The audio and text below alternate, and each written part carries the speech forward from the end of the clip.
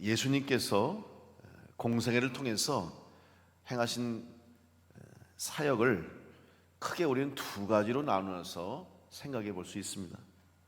하나는 가르치신 일이었고 또 하나는 고치시는 일이었습니다. 하나님 나라인 천국의 복음을 제자들과 무리들에게 가르쳐 주셨습니다.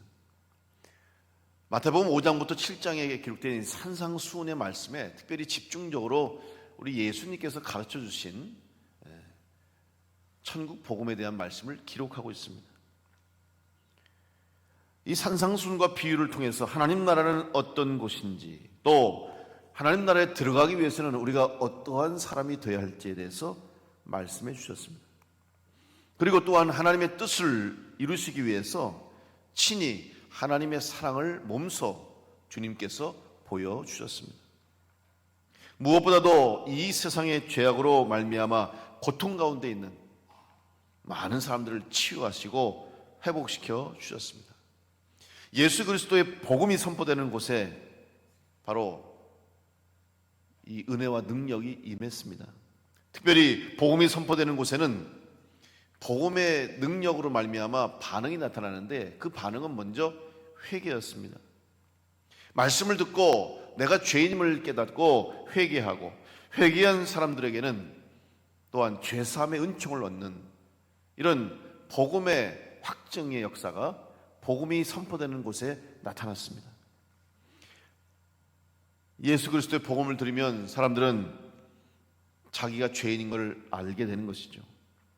그리고 회심하고 회개한 사람은 변화된 삶을 살기 시작합니다. 이전의 삶에서 돌이키고 죄악의 삶에서 돌아서서 이제는 주님의 말씀을 듣고 생명의 길을 또 영생의 길을 걷게 됩니다. 베드로를 비롯한 제자들은 제자로 부르시는 주님의 말씀을 듣고 그 자리에서 회심했습니다. 그물을 버려두고 즉시 예수님을 따르기 시작합니다. 회개하고 구원받아 주님의 제자가 된 것입니다. 이 예수님의 천국 복음을 듣고 예수님을 구세주로 믿는 사람들 중에는 병든 사람도 있었고 특별히 영적으로 고통 중에 있는 귀신 들린 자들도 있었음을 우리는 성경을 통해서 잘 알고 있습니다. 마태복음 8장에 이제 산상수훈의 말씀, 천국 복음을 전해 들은 백성들이 산상수훈을 마치시고 내려오시는 예수님께 몰려듭니다. 한 나병 환자는 예수님께 나와 절하며 말했습니다. 마태복음 8장 2절로 3절에 보면 한 나병 환자가 나와 절하며 이르되 주여 원하시면 저를 깨끗하게 하실 수 있나이다 하거늘 예수께서 손을 내밀어 그에게 대시며 이르시되 내가 원하노니 깨끗함을 받으라 하시니 즉시 그의 나병이 깨끗하여진지라. 이어지는 마태복음 8장 5절부터는 가버나움에서 중풍병으로 누워 괴로워하는 한 백부장의 하인을 치료해 주시는 예수님의 치료 사역이 기록되어 있습니다.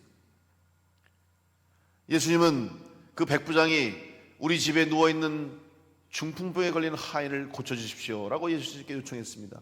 그때 예수님은 그 말씀을 듣고 알겠다고 하시고 가자고 하십니다. 내가 가서 고쳐주겠다고 말씀하십니다. 그랬더니 이 백부장이 하는 말이 가실 필요 없습니다. 오실 필요 없습니다. 여기서 말씀만 하셔도 내 집에 있는 내 하인이 나을 줄로 믿습니다. 말씀만 하옵소서. 예수님은 이 백부장의 믿음을 칭찬하셨습니다. 이스라엘에서 이만한 믿음을 가진 사람을 본 적이 없다고 그의 믿음을 주님은 인정해 주셨습니다. 주님이 가신 곳에는 이제 병든 자들이 몰려오고 귀신 들린 사람들을 데리고 나왔습니다. 그럼 이유가 무엇입니까? 그것은 간단합니다. 예수님께서 병을 고치셨고 귀신을 쫓아내셨기 때문이죠. 그러면 왜 예수님께서 병든 사람을 고치시고 귀신을 쫓아내셨습니까? 그것은 바로 하나님의 뜻을 이루시기 위함입니다.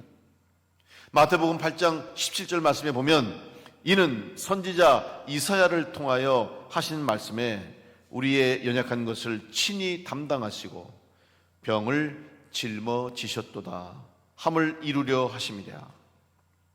결국 예수님께서 이 땅에 오신 것은 이미 구약 성경에 예언되어 있는 죄고로 말미암아 죽음으로 끝날 수밖에 없는 인생들을 대신해서 그들의 죄와 악을 주님이 친히 담당하시고 그들의 약함을 또한 담당하시고 병을 짊어지시며 그들을 고치시기 위해서 주님이 오셨고, 이것은 바로 하나님의 이 땅을 사랑하시고 이 세상을 사랑하시는 하나님의 뜻을 이루기 위해서 주님이 이 땅에 오셔서 고치시는 역사를 행하셨음을 말씀하는 것입니다.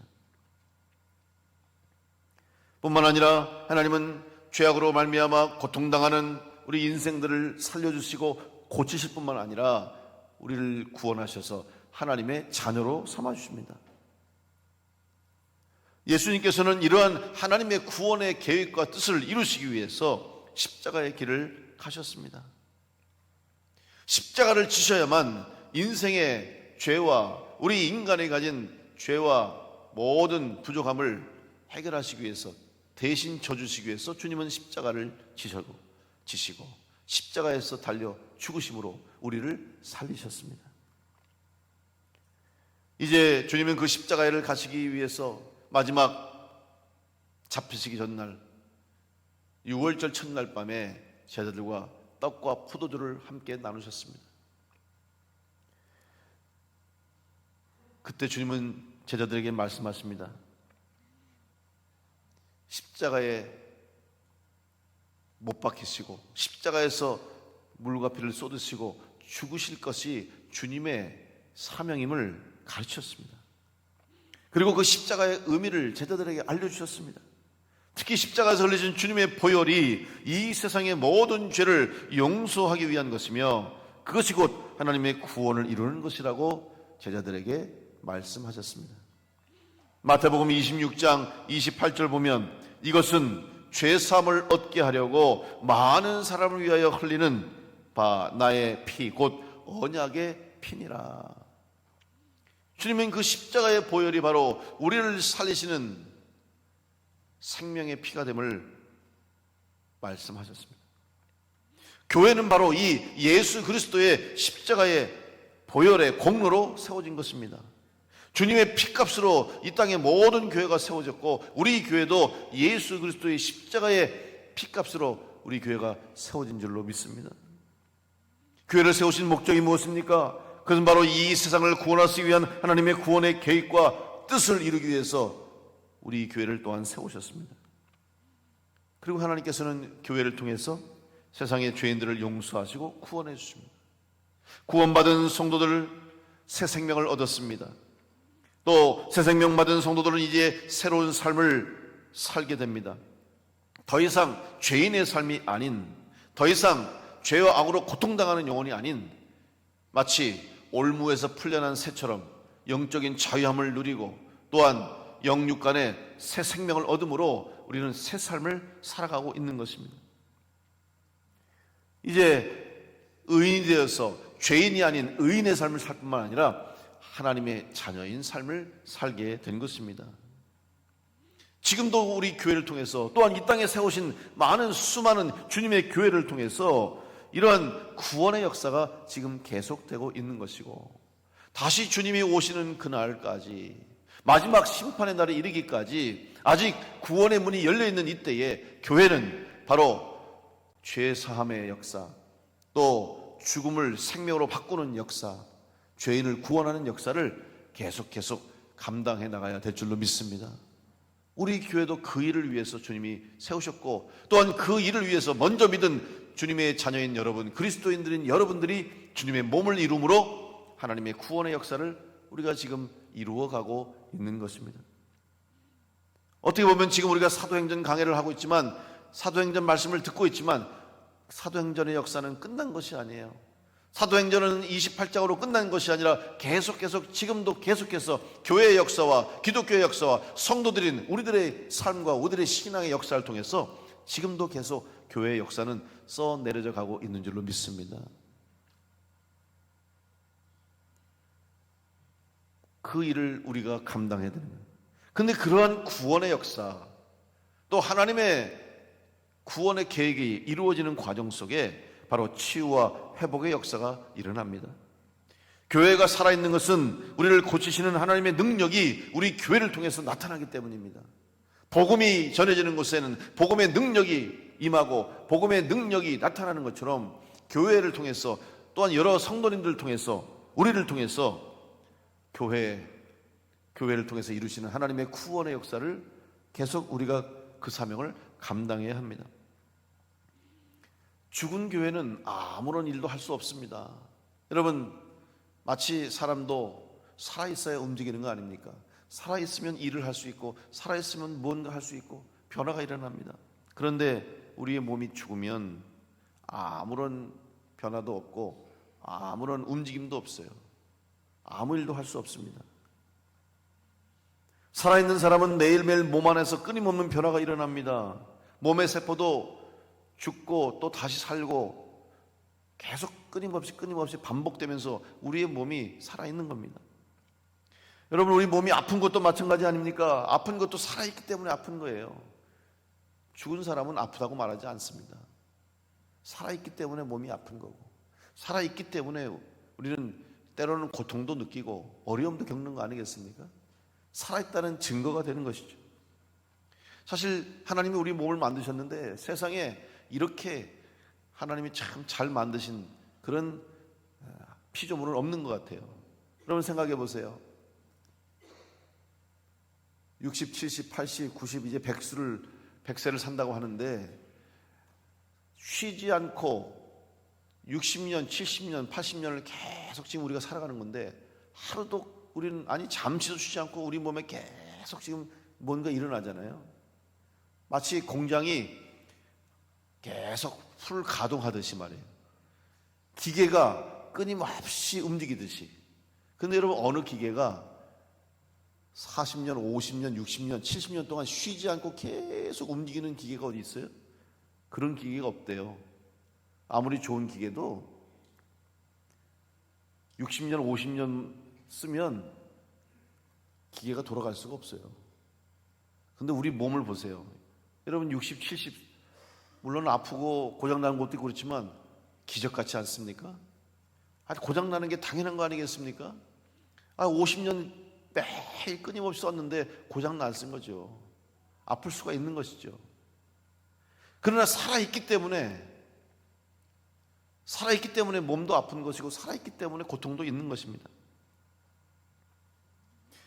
사도행전 5장 15절로 16절 오늘 말씀 보면 심지어 병든 사람을 메고 거리에 나가 침대와 요 위에 누이고 베드로가 지날 때 혹 그의 그림자라도 누구에게 덮일까 바라고 예루살렘 부근에 수많은 사람들도 모여 병든 사람과 더러운 귀신에게 괴로움 받는 사람을 데리고 와서 다 나음을 얻으니라. 여러분, 예수 그리스도의 피값으로 세워진 교회는 주님의 십자가의 능력이 나타나는 곳인 줄로 믿습니다. 그 십자가의 능력 중에 특별히 치유와 회복의 역사가 일어나는 것입니다. 우리 인간의 병든 몸을 고쳐주십니다. 또한 우리의 마음의 상처와 아픔도 싸매시고 치유하십니다. 영적인 병도, 영적인 타락과 시험도 이기게 하시고 새 힘을 주십니다. 바로 고치시는 하나님의 손길이 임하는 역사가 우리 교회를 통해서 일어나고 있습니다. 오늘 본문의 12절에 보니까 사도들의 손을 통하여 표적과 기사가 많이 일어나고 있다고 기록하고 있습니다. 여러분, 사도들의 손을 통해서 병든 자가 고침받았습니다. 귀신 들린 자가 귀신을 쫓아냈습니다. 근데 사도들의 손을 통해서라고 그랬어요. 여러분, 사도들의 능력이 아닙니다. 착각하시면 안 됩니다. 사도들에게 그런 능력이 있는 것이 아니라 사도들이 기도할 때, 사도들의 손을 내밀 때 그들을 통해서 주님의 능력이, 성령의 능력이, 복음의 능력이 역사하게 된 거예요. 이 능력은 지금도 동일하게 오늘도 이 시대 가운데, 우리 교회 가운데, 우리 성도들 가운데 일어나게 될 줄로 믿습니다. 여러분, 성령의 은사 가운데, 성령의 은사가 뭔지 아십니까? 성령이 내 안에 역사하심을 증거하는 일들이에요. 근데 성령의 은사가 많이 있습니다. 그 중에서 특별히 신유의 은사가 있어요. 성령의 은사를 받은 사람들 중에 병을 고치게 하는 병 고침의 은사를 받는 분이 있습니다. 그래서 그분이 기도하면 병든 자가 나요. 목회자뿐만 아니라 성지자뿐만 아니라 일반 성도들 중에도 그 은사를 받아서 그분이 기도하면 병든 자가 나아요. 왜 그런지 아십니까? 바로 병 고침의 능력을 하나님이 그 사람을 통해서 역사하시기 때문에 가능한 거예요. 그 사람에게 필요하기 때문에 보내주신 거예요. 그런데 이 병 고치는 은사, 신유의 은사를 가진 분들이 이 신유의 은사를 잘 써야 되는데 잘못 쓰는 분들이 많이 있어요. 참 안타까운 일이죠. 근데 왜 그럴까? 이유는 간단해요.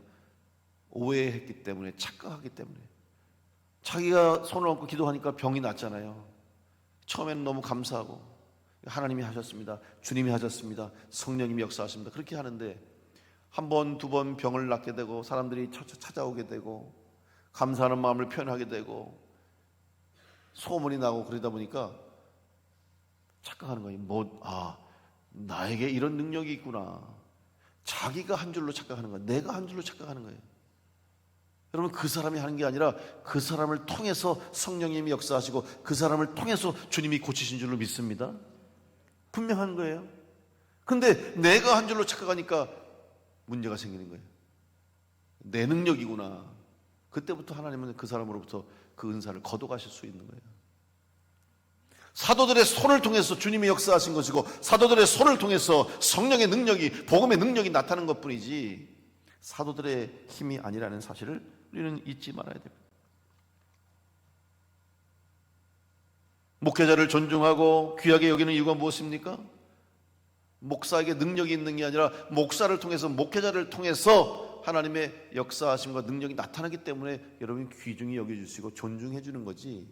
목사들도 마찬가지로 착각하면 안 돼요. 여러분, 제가 여러분에게 손을 얹고 기도할 때도 제 능력이 아니라 저를 통해서 하나님이, 나를 통해서 하나님이 여러분에게 필요한 은혜와 능력을 주시고 때로는 병을 고쳐주시고 문제를 해결해 주시고 위로하시고 도우시는 은혜가 있기를 구하고 기도할 뿐이지, 일하시는 분은 하나님이시고 만지시는 분은 주님이시고 역사하시는 분은 성령님인 줄로 믿습니다. 그래서 제가 손을 놓고 기도하는 거지, 내가 무슨 능력이 있어서 여러분 손 놓고 기도하는 거예요. 저는 신유의 은사가 없어요. 저는. 그러나 믿음으로 기도하고 하나님께 맡기고 기도하면 하나님이 고치실 분은 고쳐주시고 필요한 은혜를 채우시는 믿음을 가지고 제가 기도하는 거예요. 여러분도 그 믿음 가지고 기도를 받는 거죠. 우리는 도구에 불과합니다. 도구는 무엇입니까? 쓰는 사람에 따라 도구의 목적이 달라지고 쓰는 사람의 손에 잡힐 때에 그 결과가 달라지는 건 아니겠습니까? 도구를 사용하는 손이 중요한 거예요. 여러분, 똑같은 칼도 조각가에게 잡혀지면 아름다운 조각 작품이 나오는 거예요. 또 의사에게 그 칼이 들려지면 사람을 살리는 칼이 되는 거 아닙니까? 요리사의 손에 잡혀진 칼을 통해서 맛있는 음식이 만들어지는 거예요. 그런데 강도의 손에 잡혀진 칼은 사람을 해치고 죽일 수가 있다는 사실이죠.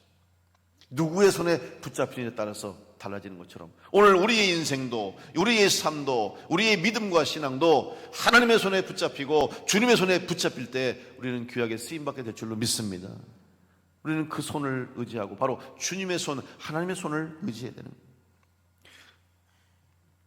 더 중요한 것은 사도들의 손이 임했어도, 사도들의 손길이 임했어도, 사도들이 그들을 위해 기도했어도 믿음이 없으면 아무 일도 일어나지 않는다는 사실입니다. 오늘 본문의 14절 말씀 보면 믿고 주께로 나오는 자가 더 많으니 믿음으로 나왔다고 기록하고 있어요. 여러분, 아무리 기도를 받아도 믿음이 없으면 아무 소용이 없습니다. 예수님께 나와 병 고침 받은 사람들의 공통적인 특징이 뭔지 아십니까? 공통점이 있어요. 다 믿음으로 나왔다는 사실이에요. 혈류병 걸린 여자가 그저 예수님의 옷자락에 손만 대어도 낫겠다는 믿음을 가지고 주님의 옷에 손을 댔을 때 고침받았잖아요. 오늘도 말씀드린 것처럼 백부장이 그저 주님 여기서 말씀하시면 저기서 내 집에 있는 하인이 낫겠습니다, 나을 것입니다 믿을 때에 역사가 일어난 거예요. 오늘 우리에게 이런 믿음이 있습니까? 오늘 여러분에게 이러한 믿음이 있습니까? 이 믿음이 있기를 간절히 축원합니다. 또한 그 믿음을 잃지 않게 되기를 간절히 축복합니다. 믿음은 영원한 것이 아닙니다. 오늘 믿음이 있어도 내일 믿음을 잃을 수도 있어요. 오늘 믿고 믿음이 큰 사람이라 할지라도 하루아침에 믿음 없는 자가 될 수도 있다는 사실을 기억하십시오. 믿음을 가진 그리스도인들은 이 믿음과 신앙을 끝까지 지키기 위해서, 흔들리지 않기 위해서 매일매일 영적 싸움을 하는 거예요.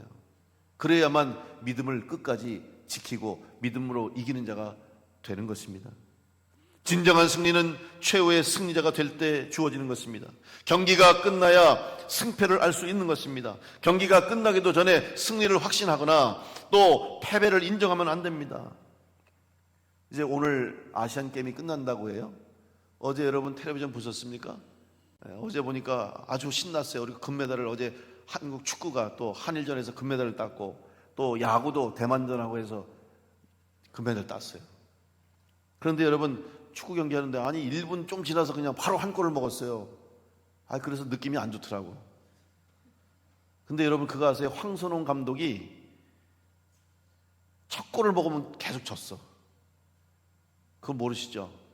황선홍 감독이 경기할 때 첫 골을 먹으면은 졌대요. 계속. 근데 그 얘기를 언제 했냐면 경기 끝나고 하더라고. 왜냐면 그 해설위원이 그 얘기 하면은 입이 방정이라고, 혹시 질까봐 얘기 안 했다고. 통계상으로는 첫 골 먹으면 항상 졌대. 근데 어제는 이겼어요. 여러분, 첫 골을 우리가 먹고 졌잖아요. 그럼 어때요? 지고 있는 거예요, 지금. 지고 있는 거죠? 근데 졌다고 그래서 그러면 끝났다, 그리고 그냥 포기합니까? 아니죠. 졌지만 아직 경기가 끝나지 않은 것 때문에 열심히 했어요. 그래서 또 한 골을 만회했어요. 비겼어. 또 열심히 해서 이겼어. 그리고 끝까지 그 승리를 지켰기 때문에 이긴 거예요.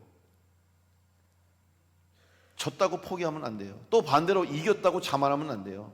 이겼다고 다 끝난 게 아니잖아요. 이번 아시안게임 중에 참 안타까운 경기가 있었잖아요. 여러분 아시는 것처럼 남자 그 롤러 스케이트 경기가 있었어요. 3000m 계주인데 우리나라가 마지막 선수가 이제 자기가 1등으로 들어오는 거야. 그러니까 이제 결승선이 타와가지고 야, 내가 1등이구나, 금메달이구나 좋아가지고 만세를 부르는 거예요. 들어오기 전에 만세 부르다가 그 옆에 바짝 따라오는 선수가 있는 걸 몰랐어요.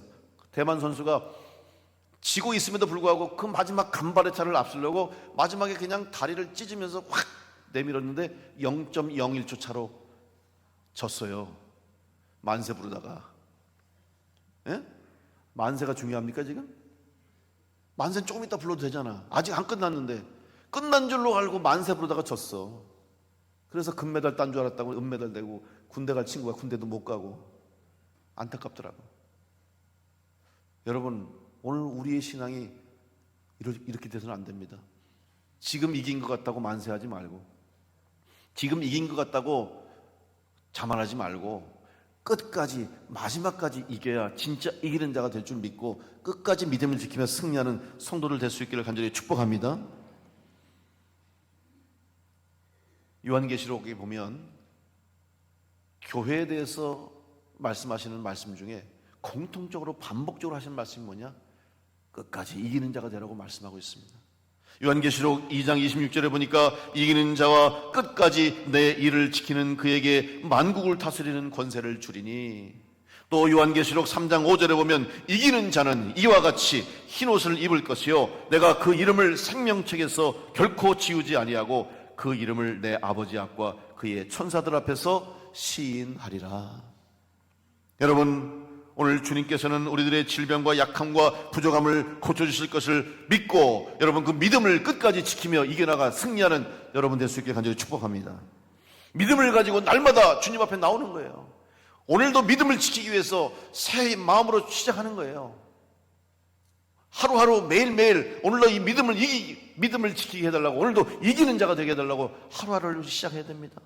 겸손함으로 주님 앞에 나와 은혜를 구해야 되고 오늘도 주님 안에서 거할 수 있게 해달라고 살아가는 삶이 돼야지, 믿음이 있으니까, 내가 이겼으니까, 구원받았으니까 그런 마음과 신앙과 자세로는 믿음을 잃을 수밖에 없어요. 믿음을 가지고 나올 때, 특별히 여러분 삶에 지금 어려움이 있습니까? 질병이 있습니까? 문제가 있습니까? 아픔이 있습니까? 고통이 있습니까? 그때야말로 주님 앞에 나올 때인 줄 믿고 믿음을 가지고 주님께서 내 믿음대로 되리라고 하신 말씀을 붙잡고 주님 앞에 나올 때 복음의 능력이, 성령의 능력이 여러분 가운데 역사함으로 치유되고 회복되고 살리시는 은혜가 우리 가운데 있게 될 줄로 믿습니다. 아직 끝난 것이 아닙니다. 우리들의 삶도 우리의 신앙도 아직 끝이 아닙니다. 지금 진 것 같다고 포기하지 마십시오. 지금 이긴 것 같다고 자만하지 마십시오. 마지막까지 믿음을 지키는 자가 되어서 최후의 승리자로 이기는 자가 되어 생명의 면류관을 쓸 때까지 하나님의 영원한 복과 은혜를 누릴 수 있도록 오늘도 다시 한번 하나님 말씀에 의지해서 또한 그 믿음을 가지고 고치시는 하나님의 능력, 고치시는 하나님의 손길 우리 가운데 함께 하심으로 믿음 가운데 믿음대로 된다고 말씀하신 주님의 능력을 의지해서 오늘 여러분 다 여러분 삶 가운데 치유되고 회복되고 살아나는 역사가 있게 되시기를 간절히 축원합니다. 그 은혜가 우리 교회를 통해서 특별히 여러 성도님들을 통해서 이 땅 가운데 이루어지길 원하시는 하나님의 뜻이 있어서 우리 교회를 세우셨음을 믿고 고치시는 하나님의 능력을 나타내고 그 능력을 증거하는 복된 성도와 여러분 삶과 우리 교회가 될 수 있기를 간절히 축원합니다.